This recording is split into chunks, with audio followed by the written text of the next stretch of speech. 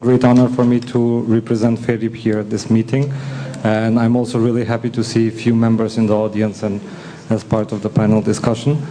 So I'm Orhan, I'm from Macedonia and a member of the Forum of European Roma Young People.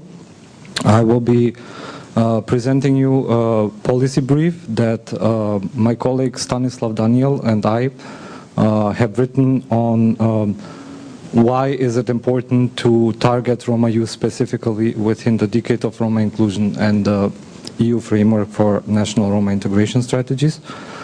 This policy brief was presented at the strategic meeting in Istanbul that we had 2 weeks ago and accepted as such by its members.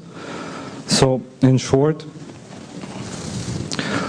first I will start by giving you a short summary of the current situation on Roma youth policies in the decade and the EU framework. Secondly, I will talk about reasons on why we should target Roma youth individually, and finish by giving you some recommendations. So let's start with the national action plans within the decade of Roma inclusion. So we did a content analysis of the national action plans of the decade, and one of the general findings was that Roma youth within the national action plans are passive beneficiaries of measures and not stakeholders. This means that although they can contribute highly to policy developments that are relevant to the Roma communities, they are not targeted as stakeholders but only as passive beneficiaries. Of course, within the national action plans there are policies that are addressed specifically to Roma youth. This is mostly in second chance education for students who have dropped out of formal education, and in terms of formal education, so scholarship opportunities for students and other programs of help. Another important point here is to mention that in the NAPs, Roma youth is also mentioned as they are encouraged to promote Roma ethnicity and culture. But however, this in practice mostly functions with the fact that this results in publications in Romani language, but not in specific policies on how to engage them.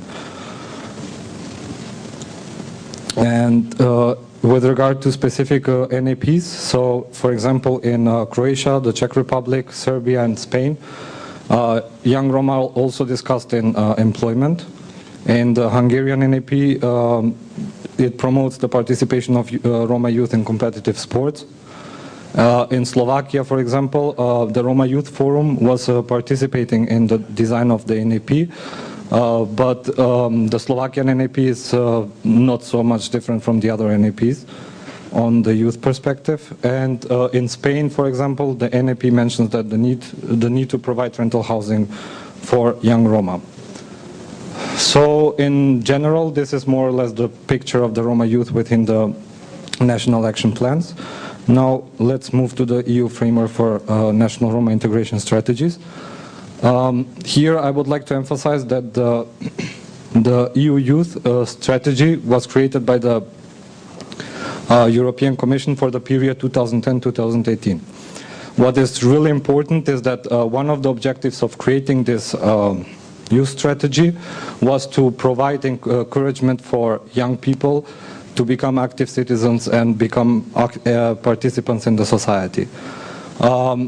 During this, while they were creating the youth strategy, the Commission was always talking about the importance of having this kind of youth structure dialogue, which means that whenever we create development strategies, we should always contact important stakeholders for those strategies. And it's also important here to mention that Roma youth have been considered as important stakeholders for the Commission, because they said that on the second page of the EU framework it's written that Roma youth consists the biggest majority of the Roma population.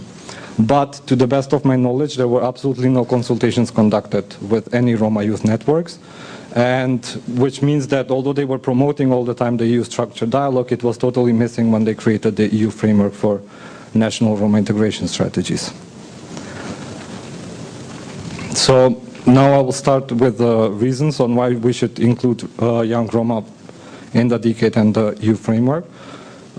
Reason number one, because young Roma are the most vulnerable groups in the society.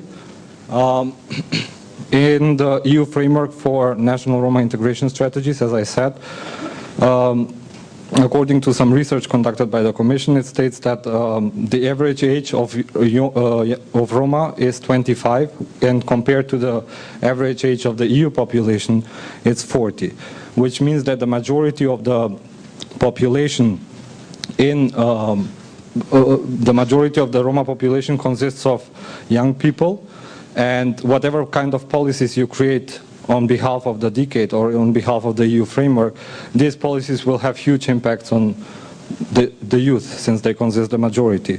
So any challenges that we aim to address via the decade or the EU framework will actually be faced through the youth.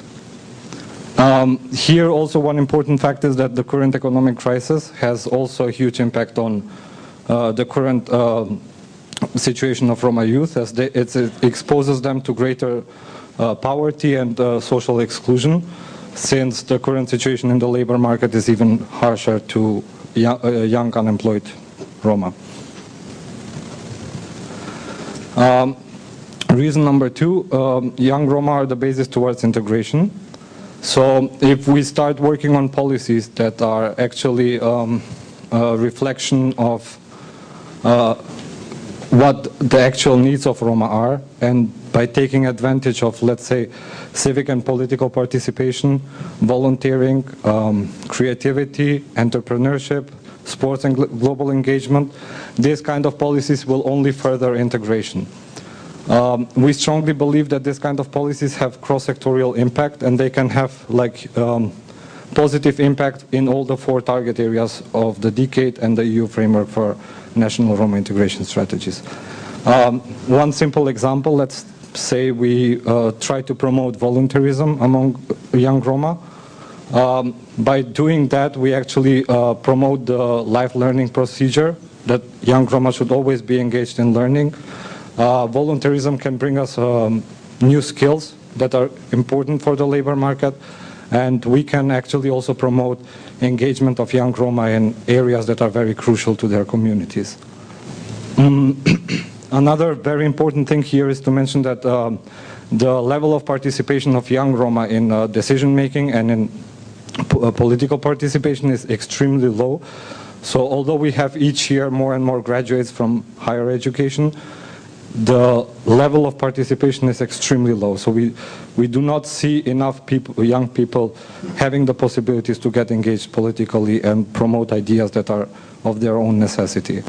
So we argue that it is by enabling this kind of access to participation, we can have greater integration procedure for Roma.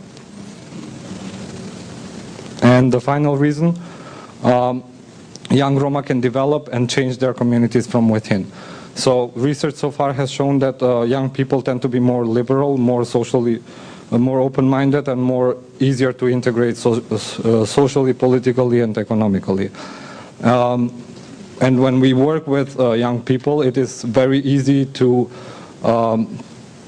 address very sensitive issues to the Roma community, such as gender identity, sexual orientation, and the diversity within the community.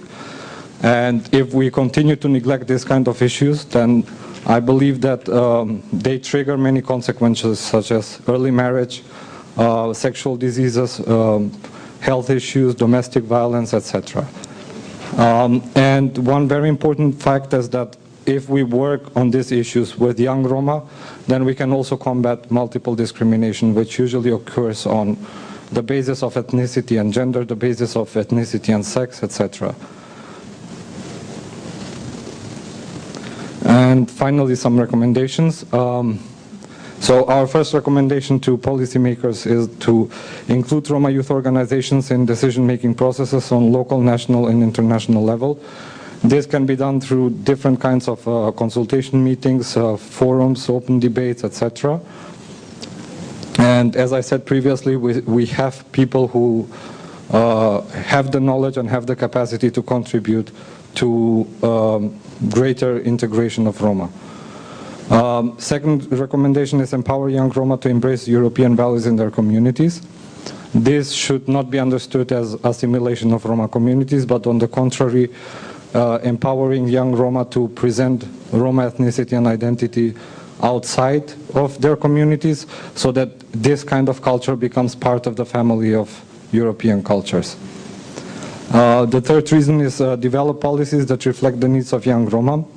Here, as I said, so we believe that the policymakers should go deeper in the scope of the decade and the EU framework by developing policies that actually reflect the needs of young people. As I said, since they consider the majority of the population, there should be policies that actually target the challenges that they face every day. And the final recommendation is encourage young Roma to take part in mainstream youth policies and programs in their respective countries.